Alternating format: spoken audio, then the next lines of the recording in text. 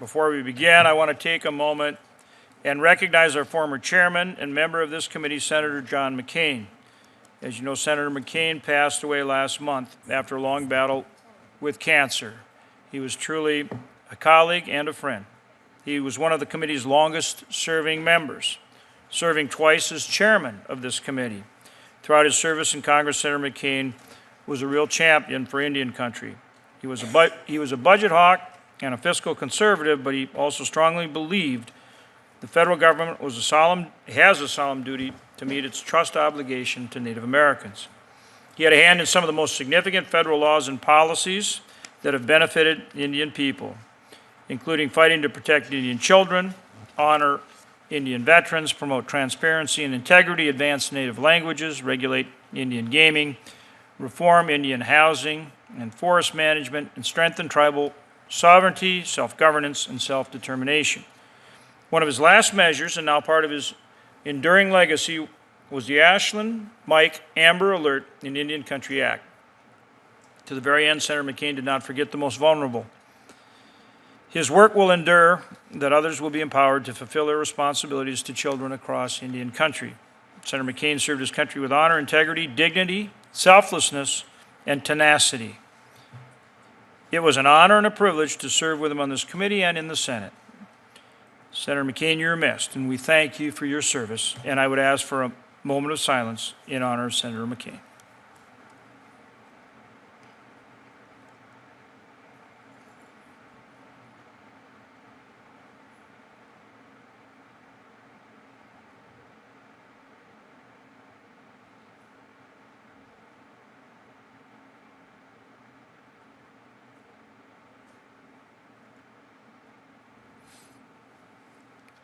Thank you.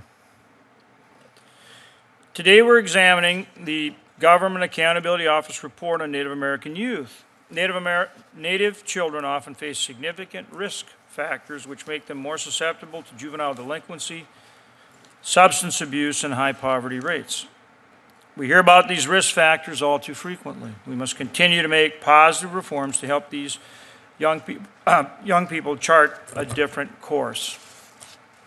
In light of these challenges, Senator Brasso and I requested this study to determine how we can help Indian country's next generation not just survive, but thrive. Issued on September 5th, 2018, the report is a landmark study which examines the extent to which Native American youth are involved in federal, state, local, and tribal justice systems. It also provides a review of the federal resources available to help Indian tribes and tribal organizations address juvenile delinquency. The report indicated that the arrest, adjudication, and confinement numbers for Native youth declined from 2010 to 2016. Though it did not formally conclude why these numbers have been declining, individuals interviewed by the GAO indicated that restorative justice may have been a significant factor contributing to the decline. If so, we must discuss how we can continue to use restorative justice practices to keep our youth out of the criminal justice system. According to the GAO in North Dakota in 2010, there were 1,092 Native youth in the state justice system. That was 18.4% of the total youth in the state system at that time. Even though the number decreased in 2016 to 685, 17.5% of youth in the system at that time, these numbers are still too high and certainly unacceptable.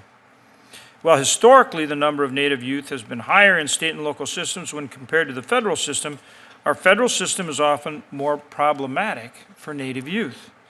The number of Native youth in the federal system far exceeds other youth.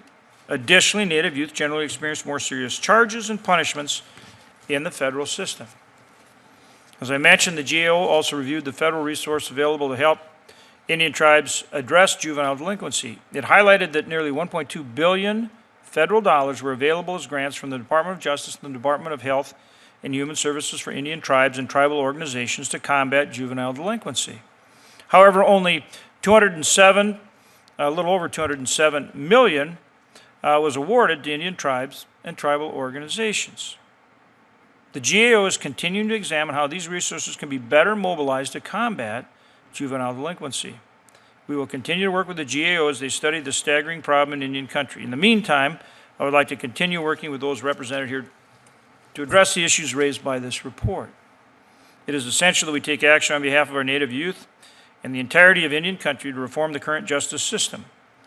For this reason, Senators Barrasso, McCain, Daines, Murkowski, and I sponsored the Tribal Law and Order Reauthorization and Amendments Act of 2017. This bill would help address several of the issues identified in the report, most notably data collection on tribal affiliation, determination on the best approach to public safety and behavioral health-related juvenile justice programs, and the development of culturally relevant evidence-based justice programs. With that, I want to welcome our witnesses. I look forward to your testimony and your recommendations on these issues.